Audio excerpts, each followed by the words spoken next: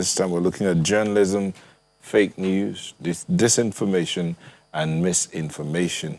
And to help us look at this, we have in our Abuja studio, Victoria Bamas. Thank you, Victoria, for joining us. My pleasure. Thank you. We're still expecting the former Commissioner for Information in Taraba, Emmanuel Bello, from our Abuja studio, and Lekon Otufo-Domi, who's the Executive Director of Media Career Development Network, who will be joining us via Skype, but they'll join us in the course of the segment. But let's start off with you, Victoria. In the last few years, a lot of things have happened to, again, shine, how do I say that, to bring journalism and the role of the media into the spotlight again, more so this past few weeks. What do you think the role of media has been in all of this, and what should it be? The role of the media in the past few weeks has been so far so good. That's basically maybe the traditional media and mainstream media.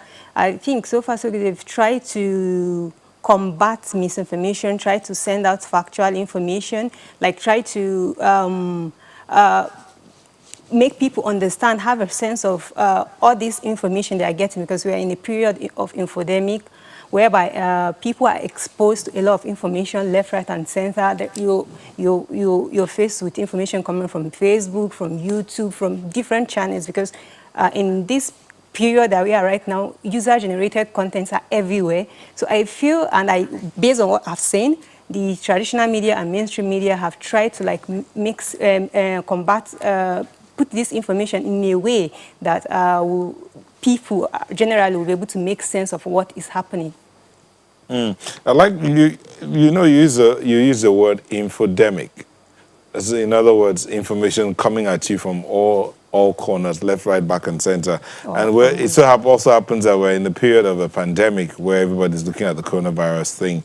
But the fact that things are coming at you, what doesn't mean you don't have a response. What should be your responsibility when all these things are coming at you? How do you separate the good from the bad? How easy is it? That's the question. How easy is it to separate good information from bad information? I mean, for the viewer out there.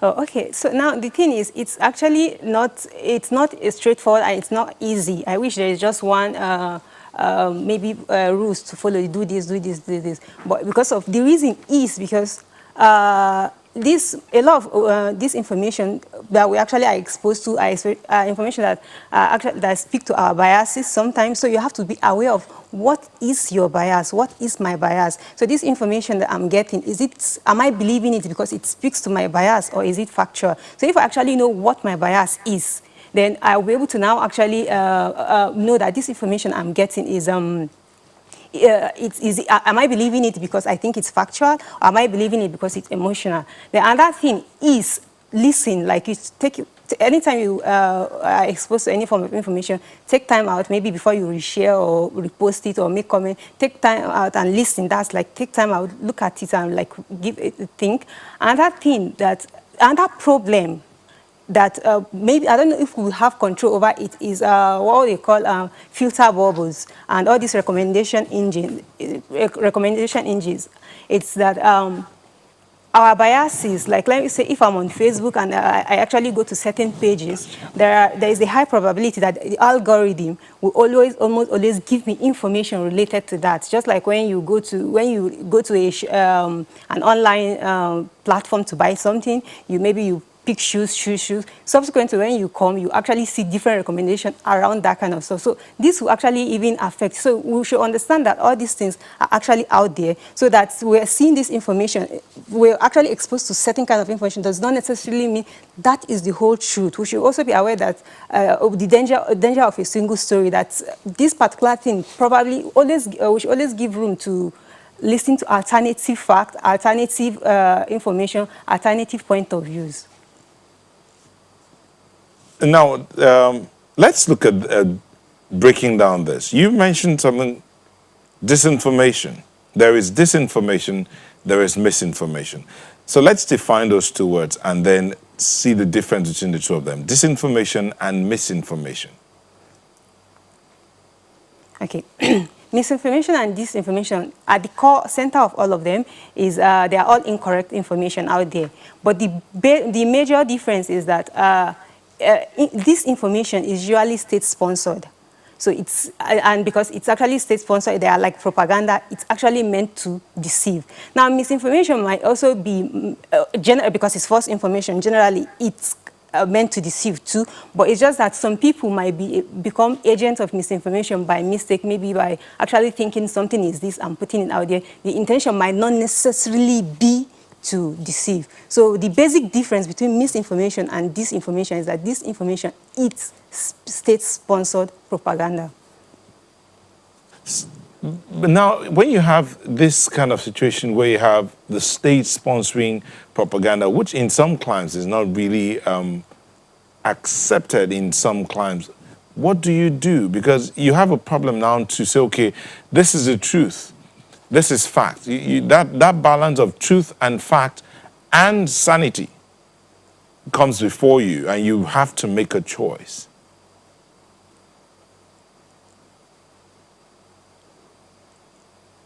So by you, are you talking about an individual, or are you An talking about the individual, media? an individual. You're referring to, sorry. An individual. Now, I'm looking Okay, at the so role when of they're an exposed individual. to, when they're exposed to, oh, Yes, go okay, ahead. okay. So can you please take the question again? Okay. So, as an individual, you have a question of truth and fact, or what you consider truth, and then fact. And then the balance between the two of them is what some will say sanity at the end of the day. So how does one take it up from there? This is for the individual. Then from there you now go, let's look at for the media organization, whether mainstream media or online media. The balance between truth and fact, or what is considered truth and fact and sanity. Okay. The thing is, for everything you look at, it's actually good to know that, for you to know that the truth, truth is not necessarily facts, and that the truth might have many sides, like points of view. Like from where I'm standing, there is this popular story of the elephant. I think 12 blind men went to see and feel an elephant. Someone touched the tail, someone the tongues, the eyes, the ears, and when they went back, everybody went back to give their own information. Like, okay, the elephant is flappy, the elephant is soft, the elephant is furry, the elephant is maybe the person that felt it talks, that the elephant is hard. So all those are truths. So when you actually let yourself understand that the truth might have several sides, there are different points of view. So you actually know that at the end, when you actually face with this, with situation like you actually now take yourself, make yourself to ask, what is the facts? Like what are the data? What are the information available on this? Then you use that and place it with your truth. Then you'll be able to now know, okay, this is the way forward, or this shouldn't be the way forward. That's for the individual. What about for the media, the journalists? For the journalists, one thing that it's actually going practically every newsroom, the fact checking. It's something that is actually practically every newsroom world over, because even in Nigerian newsroom you see it. It's actually something that is they are being trained, is being inculcated, and this is so as to enable journalists be able to ask the right question, and when they are working with different information, be able to sort out which information is factual, which is an opinion, which is not factual, and So I think even the media in itself, they actually understand this problem, and there are plans on their way already working towards taking care of this particular issue. Okay, we've been joined by Lekon Otufodurin, who's the Executive Director, Media Career Development Network. He joins us via Skype. Lekon, that question I asked, I don't know if you were listening to the conversation earlier, the question I asked about creating that balance, or finding that balance between truth and fact and sanity for the individual and the journalist, or the media organization, as the case may be. How do we get there? Well, thank you. I think the first point to make is that for the journalists, there is the ethics that guides what we are supposed to do. One of the things that have come out of this present crisis is that the ordinary man on the street or the protesters or the people who are leading the campaign think that the journalists need to just take everything that they see on social media and publish. So for us, we are guided by the principles, the ethics that says that truth is very, very important, and there must be fairness, there must be balance. When in doubt, we leave out. So that's what guides our work. For the ordinary man on the street, they also need to understand that information sharing is very, very critical. You don't just receive anything and you just share. You need to cross-check things that people are sending across to you so that you can make best of informed decision. And that is why media literacy is very, very important. We're in a time when we have information overload and too many things are being thrown at us. So it's important that we maintain our sanity. I mean, I had one of your guests say that there was a video that was sent to him, he couldn't look through. I'm that kind of person. I can't even just watch some of the looting that is going on. So it's important that we understand that information can be very empowering, and we must choose what we really want to, and we must know the truth before we take our position on any matter.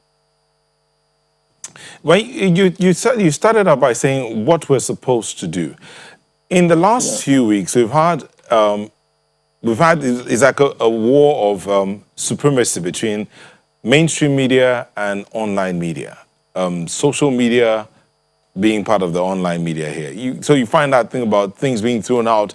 Some of them fact, some of them true. As we said, fact is not necessarily, I mean, truth is not necessarily fact. So, but these things were thrown out there and to a large extent, sort of like influence a lot of the action we see today and the results we see today. But what should be done to ensure freedom of the press is ensured? Freedom of the individual is also ensured as well. Well, like I mentioned, there have been that issue of online and the people on the social media. Let's establish the fact that a journalist is not, like somebody said yesterday, not a social media influencer. So a journalist is a journalist that, again, like I said, that is guided by professional ethics. There are things we can do, there are things we cannot do. For the broadcast media, for example, there are broadcasting codes that guides us. Our codes also enjoins us to ensure that what we put out there is truth, and we don't also inflame passion. We have a sense of responsibility to be sure that what we are pushing out there is truth. But what we are saying is that for the ordinary person, he or she also has a responsibility to ensure that you establish the facts of everything. So those who are saying that, I think people have been very unfair to the traditional media to accuse us of not publishing the things they are saying. And as it has turned out, as we are, there's a lot of debate about what is true and what is not true. So the Larkin shooting took place. We all saw it. The question is, who died, who did not die? The fatalities have not been established. I mean, in fact, that would be fatalities. But the question that we're trying to find, I mean, some people that have been projected to have died have come out to say, sorry, I'm not dead. Don't stop using RIP for me. So this is the dilemma that we face in a world when there are too many information you can't verify. What is important that we need to verify our information, whether we're a professional or individual. And that is why it's not important that you receive anything and you just forward. So again, back to your point, the journalist is bounded as a professional to ensure that you keep to the rules of the information dissemination. And the public should not expect us to engage in mob dissemination of information. We need to verify this information. We need to get all sides. There are more than two sides to a story these days. There are many sides to a story. And so everybody that is involved must speak up, but we must show a sense of responsibility so that we don't inflame perception. Now we are talking about looting, destruction. It's going to affect all of us, including the people who are engaged in this thing. And that is why we must maintain our sanity. It's important, and information dissemination is very critical. I mean, somebody said that some of the people are sharing information. Disinformation is when you know that this is falsehood and you are sharing. Some people don't know that it is false, but some people deliberately sit down and concoct information that is false to just cross with your affection. And that is what is not right in what is happening now. So I said this question is to the two of you. When we have a matter of responsibility to the journalist, the responsibility of the journalist who's supposed to educate and hold government accountable, and at the same time hold the people accountable as well. And then you have that matter of those asking for the regulation of the social media. That argument of should it come, should it not come? It's been going on for quite a while. And then what is it? Or how do you determine fake news? They say it's subjective, but the two of you weigh in on this. How do we go forward? Let me start with you, Victoria. Okay. If for the bill, the bill to control social media or not, it's I can't say whether it should or should not come. It's what the contents will be. The content of the bill will now determine if it should be or if it shouldn't be. So on that issue, then the journalist, of course, already there are different regulators who already checkmates, like we have in Nigeria, we have the NBC, the NPC, that actually regulates the media, and so whenever they go out, air or something, there are sanctions and kind of that and fines that are actually attached. So in a way, the mainstream medium in a sort of even self-censor themselves and to avoid such kind of sanction.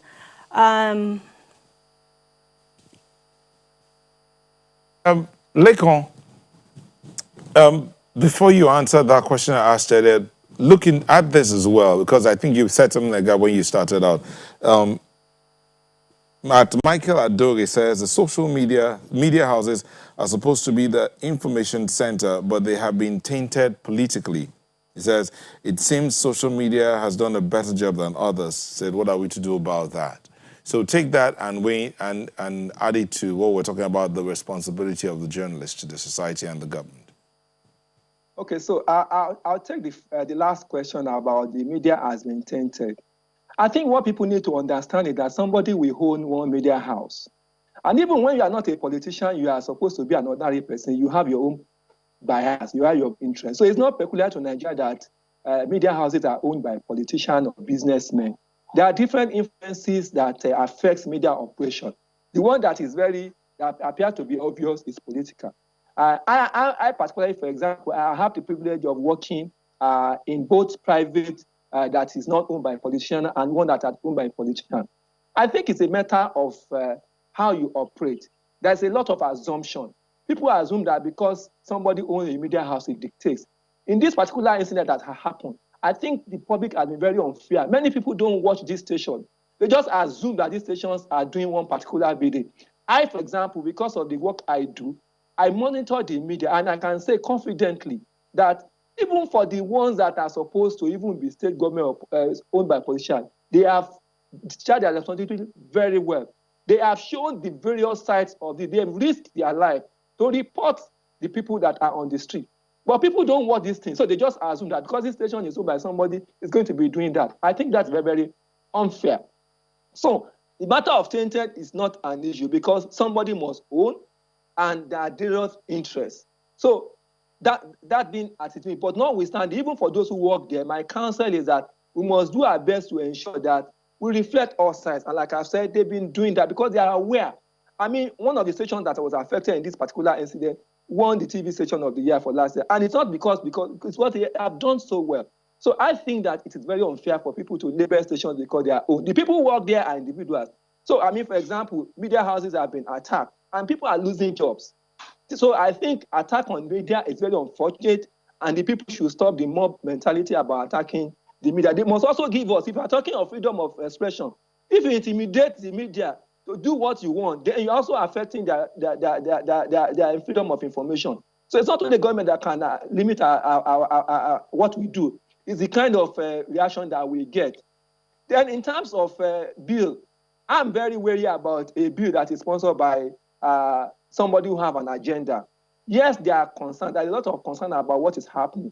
But like Victoria said, there are all kinds of regulations existing. Even without a new one, there are laws that can be used to checkmate. So in this country, bloggers have been put in prison, they've been held, they've been arrested. So there are all kinds of laws that are existing. There is the cyber crime that is there. So even if we use these ones, it's enough. What is important is that everybody who goes online must understand that what you push out could make or mar the people who are listening. You could misinform people. And so if we have that kind of sense of responsibility, we will not go out of our way to disinform, which is no. So for fake news, I think fake news is just that news that is not correct. So if it's misinformation, chances are that the people who are getting it don't know. But if it's disinformation, people who are deliberately stoking up the polity and just want to incite people. So we are saying fake news, there are guidelines to determine what is fake news. When you get an information, we say, check, what is the source of this information? Who is sending it? What is his interest? You know, can you also double check?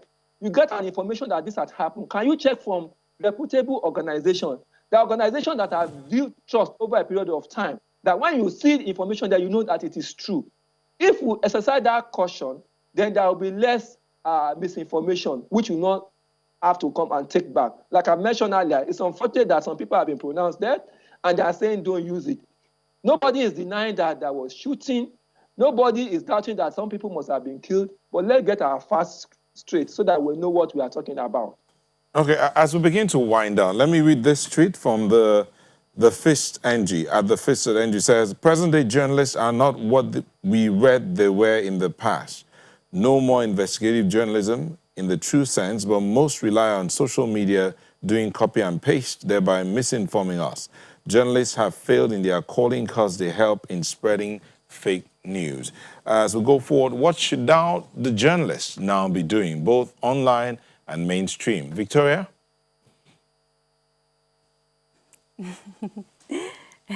Like Mr. Lincoln said, people have been unfair to the media and to the journalists as a whole. This person that is saying that journalists do not do investigative reporting, like I've actually had people, a friend of mine who actually came up to me and said, oh, journalists who no longer do investigative reporting, this. And I asked him, where do you go to this, where do you get your information from? He said he does not watch TV, he does not buy newspaper, he does not go to any newspaper sites and co. And he's actually like an influencer in a way. He already has this idea that journalists do not do investigative reporting. And I told him that, okay, he should just mention any of the mainstream media houses and I will go to their site and I will be able to get him like 10 investigative reports. And he called one and I went and I sent him reports, like 10 investigative reports that particular media houses do. So some of these people, they already just have this notion and they just don't bother. They just sit in their houses, they don't expose themselves to all these channels of all these media houses, and they pass on judgment. They already have this bias or this preconceived notion, or maybe they've been misinformed or disinformed through one channel or the other. They now come to say, hey, journalists are not working, they are not doing what they are supposed to do. So I actually feel that's actually an unfair thing to say. I'm Salekon. Like Victoria has said, I mean, so many people say so many things. I had one of your guests saying that he was telling somebody that there's an election coming up in Lagos Senatorial District, and they said they didn't know. That is the situation. Victoria works in the International Center for Investigative Reporting. I'm aware of the work they have done. They have sponsored, tens of investigative reports over a period of time. When people talk about investigative report, they are talking about maybe they're expecting that somebody is going to have some heart-shaking thing. Yes, that is part of it, but every day, the media in Nigeria, there is Wole Soyinka Center for Investigative Reporting. They are sponsoring a lot of reports. There is International Press Center in Nigeria. There is Media Rights Agenda. And every media house, there is Fisaya Oshoyombo that is doing great work. There are so many journalists. Recently, the Thompson Foundation announced the short list of journalists all over the world. I can't remember, but maybe there are about 5. 3 of them are Nigerians. And we're waiting for the finalists. So what are people talking about? People need to educate themselves and understand that investigative reporting is not what you do every day. It's something that takes time. When it comes out, when we do one, what happens? What do they do on their own role? How do they help us with some of this report? It doesn't come cheap. And we're doing our best, and people must understand it. Like we said, journalism is a profession. We are guided. We are not part of the mob. We are supposed to do based on facts, and we fact check all these things. So if they're expecting us to just be influencers, we are not influencers. We are doing our job, and they must understand us. We've done it over the years. We have paid our dues. And even now we are doing so. Many media houses are operating at great cost to them.